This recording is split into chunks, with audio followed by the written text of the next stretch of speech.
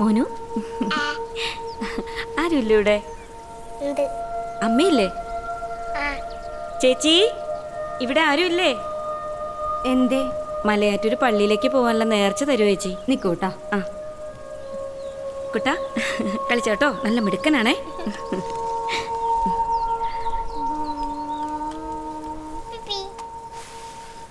ശരി ചേച്ചി.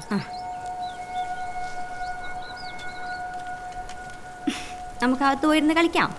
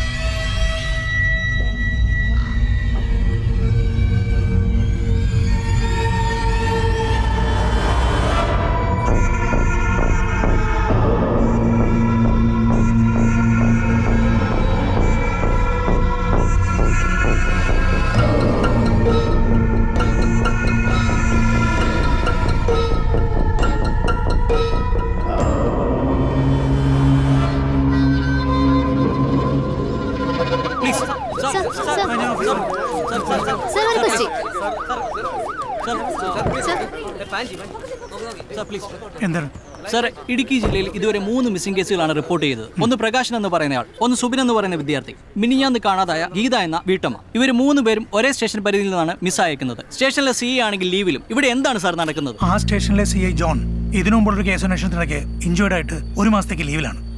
ഇപ്പോ ഈ മിസ്സിംഗ് കേസ് അന്വേഷിക്കുന്നത് അവിടുത്തെ തന്നെ SI ഫെലിക്സ് ആണ്. ഇവരെന്താണ് സാർ അന്വേഷിക്കുന്നത്? ഇതുവരെ കാണാതെ ഒരാളെ പോലും കണ്ടുപിടിക്കാൻ പറ്റിയിട്ടില്ല. മാത്രമല്ല ഈ കേസുമായി ബന്ധപ്പെട്ട് ഒരാളെ പോലും അറസ്റ്റ് ചെയ്തതായും റിപ്പോർട്ടില്ല.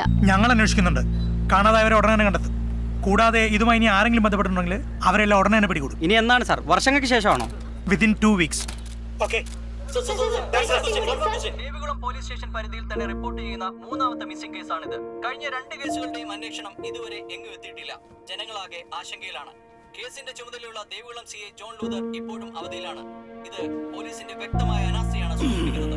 ഇടുക്കിയിൽ നിന്നും ക്യാമറമാൻ. എന്താപ്പാ?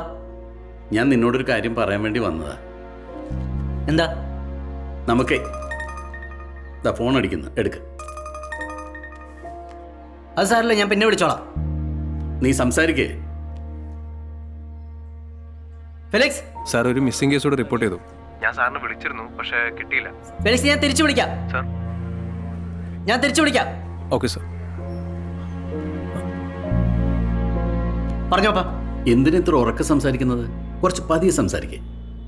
പതുക്കെ സംസാരിക്കാം. ആ, ഇങ്ങനെ സംസാരിച്ചാൽ അപ്പടി കേൾക്കാൻ പറ്റുമോ? കുറച്ചുകൂടെ പതിയെ. ഇങ്ങനെ സംസാരിച്ച് കേൾക്കാമോ? മതി, ഇങ്ങനെ മതി. നമുക്കൊരു ഡ്രൈവ് പോവാം. ആ, നമുക്കൊരു ഡ്രൈവ് പോവാം. ഇപ്പോഴോ? ആ, പോ.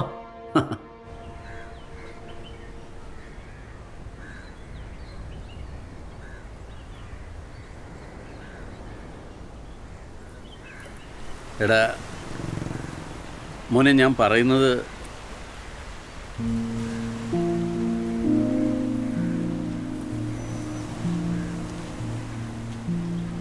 എടാ, അമ്മ പറയുന്നതേ നീ ഈ ജോലി രാജിവെക്കാനാ, എന്നിട്ട് ഞങ്ങളുടെ കൂടെ നിൽക്കാൻ. അതാണ് അവൾക്ക് സന്തോഷം. അവൾക്ക് മാത്രമല്ല, എനിക്കും. നീ ഇവിടെ ഉള്ളപ്പോൾ എന്താണെന്നറിയില്ല, മനസ്സിനൊരു ധൈര്യം. പോയിക്കഴിഞ്ഞാൽ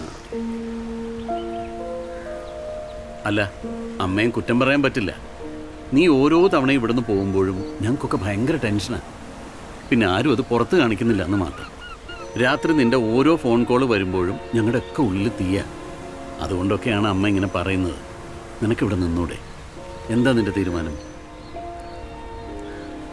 അപ്പം എനിക്ക് എടാ, ഇതൊക്കെ അമ്മ നിന്നോട് പറയാൻ പറഞ്ഞതാ. ഇനി നിൻ്റെ തീരുമാനം എന്തായാലും എനിക്ക് നിന്നോടൊരു കാര്യം പറയാനുണ്ട്. എടാ, എനിക്ക് എൻ്റെ പഴയ ജോണിനെ തിരിച്ചു വേണം. എടാ, നിന്നോട് അടി കൂടാഞ്ഞിട്ട് എനിക്ക് ഒരു സമാധാനം ഇല്ലടാ. നീ പോയിട്ട് ധൈര്യമായിട്ട് ജോലി കോൺസെൻട്രേറ്റ് ചെയ്യും. അമ്മയോട് കാര്യങ്ങളൊക്കെ ഞാൻ പറഞ്ഞ് മനസ്സിലാക്കിക്കൊള്ളാം. കേട്ടോ മോനെ?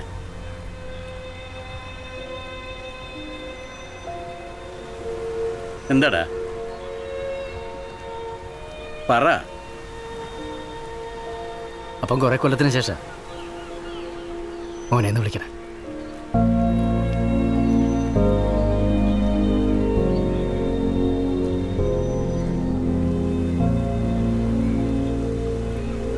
വാ.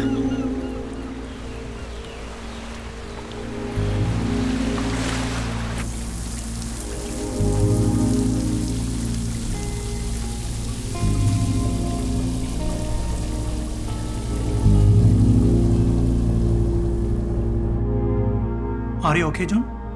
സാർ ഇന്ന് ഞാൻ ലീവ് ക്യാൻസൽ ചെയ്ത് ഡ്യൂട്ടിക്ക് കയറാണ്. എന്തിനാണ് ഇത്ര ധൃതി? സാർ ജോൺ, എന്തിനാണ് ഇത്ര ധൃതി? സാറിൻ്റെ കൺസേൺ എനിക്ക് മനസ്സിലായി. പക്ഷേ ഈ കേസ് എനിക്ക് അന്വേഷിക്കണം സാർ.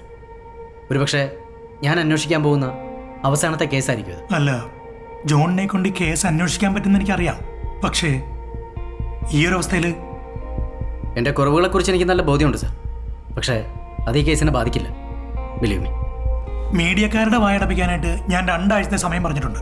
പക്ഷെ അതിനുള്ളിൽ നമുക്ക് ഈ കേസിന്റെ എന്തെങ്കിലും ഹിന്റ് കണ്ടുപിടിച്ചേ പറ്റൂ. Go ahead. Thank you sir.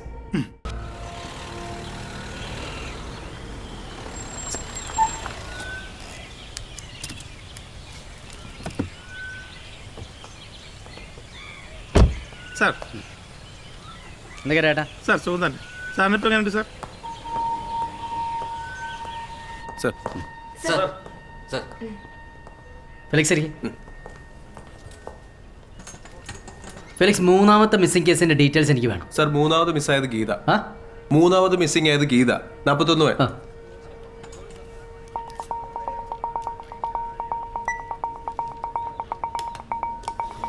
ആ സാർ 3ാമത് മിസ്സായത് ഒരു ഗീതയാണ്. 41 വയസ്സ്. പള്ളിവാസലാണ് സ്ഥലം. പള്ളിവാസൽ. അതെ. ആ. ഈ ഗീത മിസ്സിംഗ് ആയവർ ഗീതയുടെ ഹസ്ബൻഡ് സുദീപാണ് പോലീസിനെ അറിയിക്കുന്നത്. സുദീപ്. ഇവരുടെ കല്യാണം കഴിഞ്ഞിട്ട് 18 വർഷമായി. ഇതുവരെ കുട്ടികളില്ല. അതുകൊണ്ട് ഇവർ മലയാറ്റൂർ പള്ളിയിൽ ഒരു നേർച്ച നടന്നുണ്ട്. 101 വീടുകൾ കയറി നേർച്ചയെടുക്കാമെന്ന്. പിന്നെ ഞാൻ സുദീപ് ജോലിക്ക് പോയ സമയത്താണ് ഗീത നേർച്ച വാങ്ങാനായി വീടുകളിലേക്ക് പോയത്. എങ്ങോട്ടാണ് പോയതെന്ന് സുദീപിനോ വീടിനടുത്തുള്ളവർക്കും അറിയില്ല. Sir fine.